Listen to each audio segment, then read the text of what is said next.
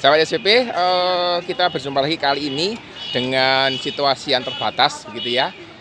Dan kali ini saya ada di sebuah kota di India yang bernama Varanasi. Kota ini ada di provinsi Uttar Pradesh dan Uttar artinya utara gitu ya. Pradesh adalah nama daerahnya. Dan dari daerah tempat ini sambil lihat-lihat gitu ya, saya tidak boleh pakai tripod soalnya, jadi mesti pakai ya dipegang tangan begini. Saya akan berbagi tentang sistem pendidikan di India. Jadi kontekstual begitu ya. Saya di India dan saya mau bagikan beberapa hal tentang pendidikan di India. Jika Anda belum terdaftar di kanal YouTube Sebagai Pendidikan, maka ini mungkin saat yang tepat untuk mendaftar. Karena itu berarti kita akan berhubung dan kita akan ya saling belajar dan tentu saja terus mengembangkan diri, gitu ya.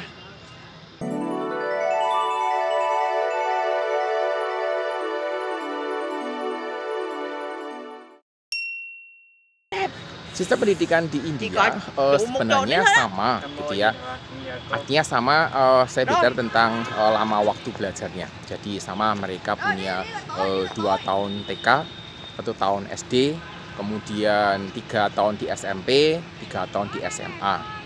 Dan menariknya adalah pendidikan di tempat ini di India, mereka itu mendapatkan pembebasan uang sekolah di sekolah negeri gitu ya sampai dengan kelas 8. Di samping itu pemerintah juga menyediakan berbagai macam fasilitas terkait dengan buku, artis dan sebagainya. Jadi mereka mulai masuk SD gitu ya sekitar umur 5 atau 6 tahun gitu ya. Jadi cukup awal begitu, dan itu situasi yang sangat normal di India. Kemudian nanti berlanjut ke tingkat-tingkat selanjutnya. Kalau kita bicara tentang sistem pendidikan gitu ya, maka sebenarnya itu tidak terlepas dari yang namanya guru. Nah, bicara tentang guru, yang menarik adalah guru ini agak berbeda sistem pendidikan dan persiapannya di tempat ini. Jadi menjadi guru, orang-orang di sini harus melewati tahap belajar, melewati 2 tahun program Bachelor of Education. Tetapi sebelum masuk di ranah Bachelor of Education, mereka harus menyelesaikan studi dulu di bachelor yang lain. Jadi misalnya orang yang pernah kuliah di teknik elektro misalnya dan ingin menjadi guru, maka setelah lulus elektro mengambil Bachelor of Technology 4 tahun programnya, maka mereka melanjutkan lagi 2 tahun gitu ya, 2 tahun untuk mengambil Bachelor of Education. Setelah lulus, bukan lulus ya, menyelesaikan programnya, maka mereka wajib mengikuti program tes yang diadakan pemerintah. Jika lolos, maka mereka boleh menjadi guru. Kalau kita bicara tentang siswa gitu ya, tentang sekolah yang di tempat ini, maka sebenarnya sekolah di sini ada juga sekolah swasta gitu ya. Yang menarik adalah karena di India itu ada banyak bahasa gitu ya, ada Hindi, ada Punjabi, ada Telugu, ada Tamil dan sebagainya. Maka sekolah-sekolah ini mereka dibebaskan untuk mengajar dalam bahasa apa. Ada yang dalam bahasa lokal, ada yang menggunakan bahasa Inggris, dan itu menjadi kebebasan dari orang tua untuk memilih. Jadi seorang rekan peneliti yang ada di Punjabi, anaknya bersekolah di sekolah bahasa Inggris, sehari-hari bicara dalam bahasa Punjabi bersama dengan teman-temannya, tetapi di rumah mereka berbicara dalam bahasa yang lain lagi gitu ya. Jadi menarik sekali gitu ya, variasi dan sebagainya. Kemudian dalam hal bahasa Inggris sebenarnya dulu gitu ya, dulu mereka mulai belajar bahasa Inggris ada di kelas 4 atau kelas 5, tetapi mulai sekarang ini mereka mulai belajar bahasa Inggris di kelas 1. Jadi cukup dasar gitu ya. Oleh karena itu tidak mengherankan jika ada banyak orang di sini yang punya bahasa Inggris cukup bagus, karena mereka belajar setiap hari dan juga belajar di sekolah dengan materi yang dalam berbahasa Inggris juga. Kalau kita bicara jenjang pendidikan di SMA sebenarnya anak-anak juga dibagi seperti di Indonesia. Jadi ada jurusan IPA, ada jurusan IPS. Dan sama seperti di Indonesia juga, jurusan IPA merupakan jurusan yang favorit. Dan sebenarnya di sini juga banyak juga terjadi kasus linjur lintas jurusan. Jadi kuliah belajar IPA di SMA, tetapi ketika mereka kuliah, mereka memilih untuk masuk ke jurusan IPS. Dan itu juga menjadi sesuatu yang sangat sering terjadi di negara ini. Beberapa hal yang juga saya lihat cukup menarik adalah di SMA yang 3 tahun ini dengan waktu yang cukup singkat mereka belajar hal yang sangat bervariasi. Kalau kita bicara tentang perkuliahan sama gitu ya.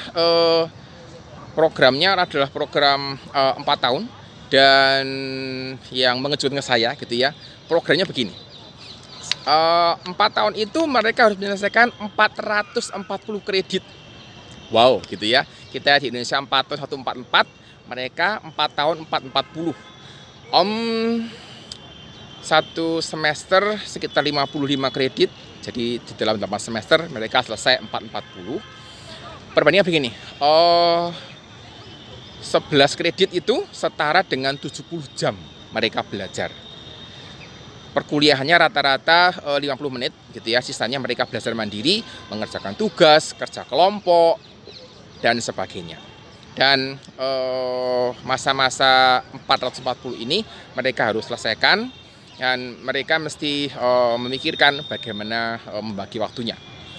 Menurut saya kurang praktikal begitu ya dibandingkan dengan di Indonesia. Cukup praktikal karena diberitahu bahwa HTSKS artinya 50 menit Anda kuliah, 50 menit Anda mengerjakan tugas, kemudian Anda belajar mandiri, seperti itu. Panduannya lebih jelas menurut saya dibandingkan dengan hanya sampaikan oke, 11 kredit sama dengan 70 jam belajar. Bagian pembagiannya itu menurut saya yang kurang jelas. Karena bagaimana dengan proses masuk perguruan tinggi?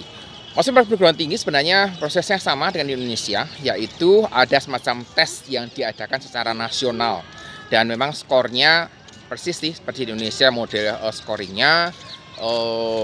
Kampus-kampus yang cukup terkenal biasanya cukup tinggi passing grade-nya. Hal yang sama juga berlaku untuk program master khusus gitu ya, khusus untuk program doktor. Maka selain ada tes, mereka juga melewati yang namanya wawancara.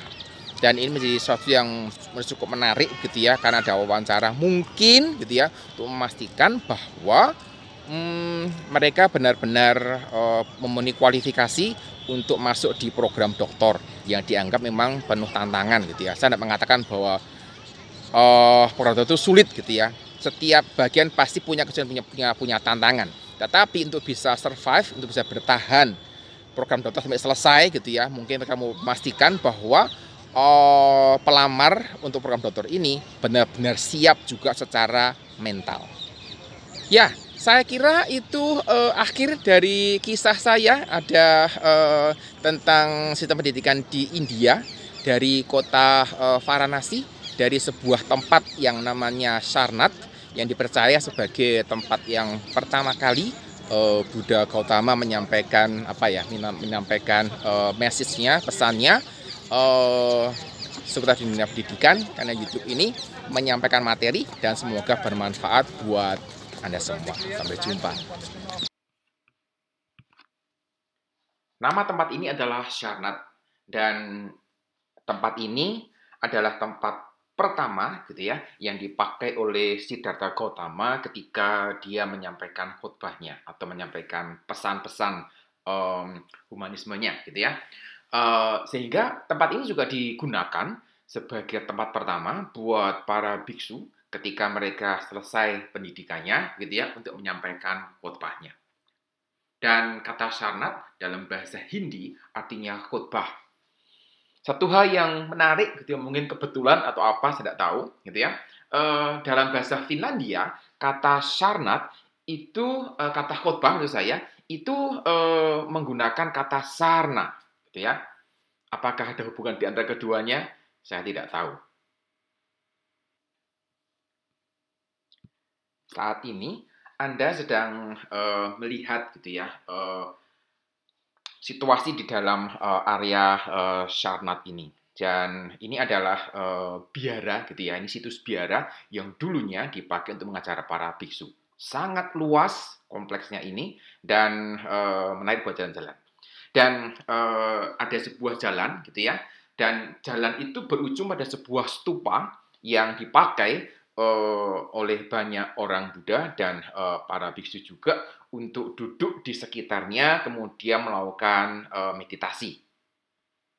Ini adalah gerbang menuju tempat situs di mana Buddha pertama kali menyampaikan pesan-pesan moralnya kepada 5 orang muridnya. Areanya tidak terlalu luas gitu ya, berbentuk persegi panjang, dan dua sisi dari persegi panjang itu kita bisa menyaksikan banyak prasasti gitu ya, prasasti yang menjelaskan tempat apa dan sebagainya dalam berbagai macam bahasa. Sayangnya saya tidak menemukan prasasti yang ditulis dalam bahasa Indonesia. Di dalam area ini terdapat banyak silinder seperti yang Anda saksikan, dan di silinder ini tertulis gitu ya doa yang dapat dibaca. Jadi para pengunjung yang ingin berdoa di sini, mereka tinggal mendekati salah satu silinder yang ada, kemudian memutar silindernya untuk membaca doanya di situ. Jadi ada cukup banyak, saya lupa waktu itu ada berapa jumlah silindernya. Nah, disinilah ada replika patung Buddha bersama dengan 5 orang muridnya yang pertama. Jadi, disinilah dipercaya Buddha menyampaikan khotbah atau mengajar kepada 5 orang muridnya yang pertama. Ya, demikian kisah perjalanan saya sampai di kota Varanasi dan bisa mengunjungi tempat yang namanya Sarnath. Semoga bermanfaat dan bisa menambah wawasan buat sahabat RV semuanya.